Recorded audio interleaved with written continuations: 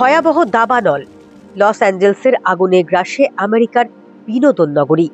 আগুনের লেলিহান শিকার হলিউড। ভস্মীভূত ৭,০০০ হেক্টর এলাকা। স্কুল, বাড়ি, দোকান এবং ধর্মীয় উপাসনালয় মিলিয়ে কম করে ১,০০০ বিল্ডিং কার্যত জতুগৃহে পরিণত।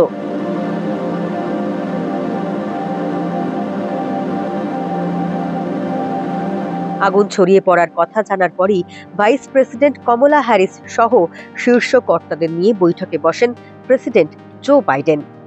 বিপর্যয় মোকাবিলা দলকে উদ্ধার কাজের নির্দেশ দেয় হোয়াইট হাউস। দুর্গতদের সাহায্যের জন্য একটি হেল্পলাইনও চালু করেন মার্কিন president. And as soon as these fires broke out, I approved the Fire Management Assistance Grant. That's a term of art and how we get help to local officials.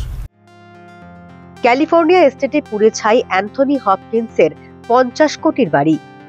ছাই হয়ে গিয়েছে Miles টেলরের ৬৫ কোটির প্রাসাদ।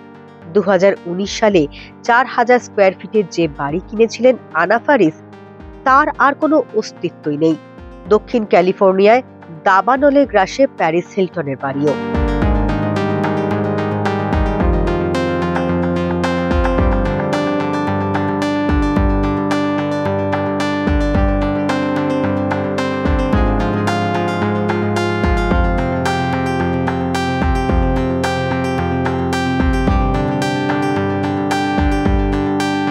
দেড় লক্ষ মানুষকে উদ্ধার করতে চলছে জান কবুল লড়াই।